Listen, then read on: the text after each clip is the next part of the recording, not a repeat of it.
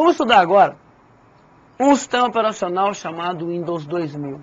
O Windows 2000 ele derivou de um sistema operacional chamado Windows NT. O Windows NT foi um sistema operacional corporativo que a Microsoft criou para atender as necessidades das empresas. O Windows 2000 ele migrou desse sistema operacional, do NT. O Windows 2000 ele tem aplicações para vários usuários. Exemplo, você pode criar contas diferentes para pessoas.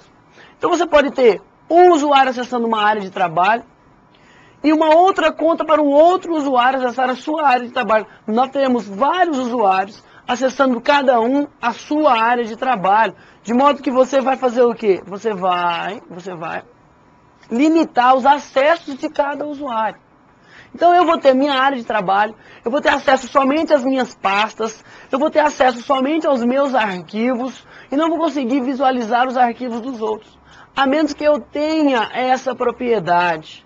O Windows 2000 ele tem algumas características interessantes e o Windows 2000 é a chave, é a base para o Windows XP, porque todas as principais características que o Windows 2000 oferece, você vai visualizar no Windows XP. Vamos lá. O sistema de arquivos nativo do Windows 2000 é o NTFS. Ele também oferece suporte a outros sistemas de arquivos, como por exemplo o FAT32. O Windows 2000 é um sistema preemptivo. Olha, quem gosta de perguntar esse tipo de característica é a Fundação Carlos Chagas. A Fundação Carlos Chagas afirmava em uma prova que o sistema operacional Windows 2000 era preemptivo, verdadeiro. Professor, o que é essa história de preemptivo? Preemptivo é um sistema onde o núcleo consegue controlar o tempo de cada processo. E podendo, inclusive, pegar esse tempo e passar para um outro processo. Tá ok?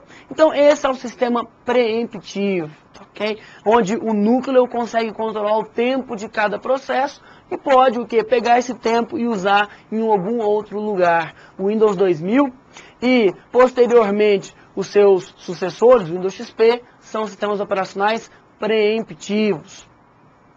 O Windows 2000 ele tem uma função, uma ferramenta chamada de Active Directory.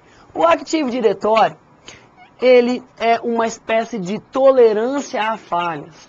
Algum aplicativo falha, ele pega e abre e ativa o Active Directory. O que vai acontecer?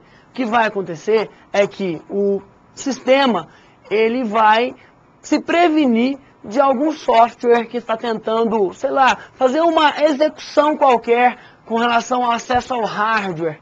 Aí você vai visualizar na tela, quem nunca viu isso na tela do Windows 2000 ou no próprio Windows XP, né? Restaurar Active Directory, que significa que ele vai voltar ao ponto de antes de acontecer aquele problema.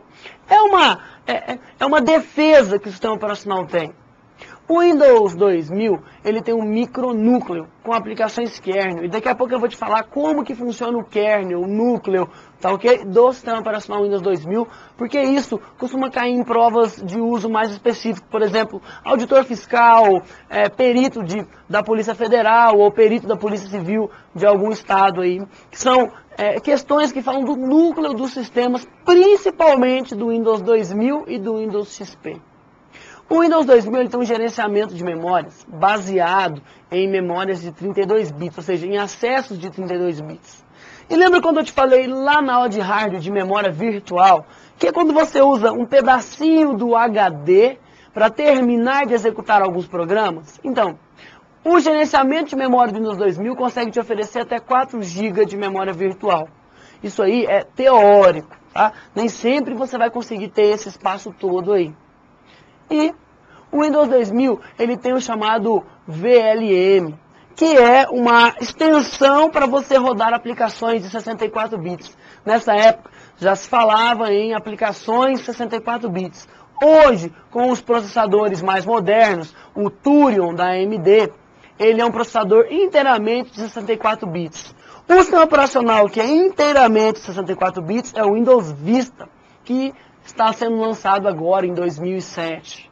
E o sistema operacional Windows 2000 é um sistema operacional que possui kernel híbrido. Ou seja, nós temos uma parte do kernel destinado ao controle de acesso à memória, que é chamado de kernel, e uma parte do núcleo, uma parte do centro do cérebro destinado à interface com o usuário, chamado user ou usuário. Tá ok? Essas são características do Windows 2000. São características fundamentais para a criação do próximo sistema da Microsoft. E ainda depois do 2000, junto, no mesmo ano, também foi lançado o sistema que eu te mostrei ainda há pouco, que foi o ME. Mas, fundamentalmente, o Windows 2000 é a base para a criação do Windows XP.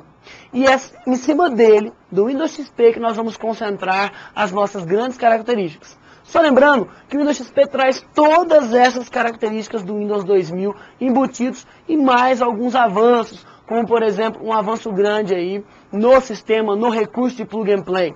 Lembrar, o Windows 98 é plug and play, o Windows ME é plug and play e o Windows 2000 é plug and play. O Windows XP traz todas essas características. Então, na próxima aula, nós vamos entrar aí, de fato, no sistema operacional atual, que é o Windows XP. Correto?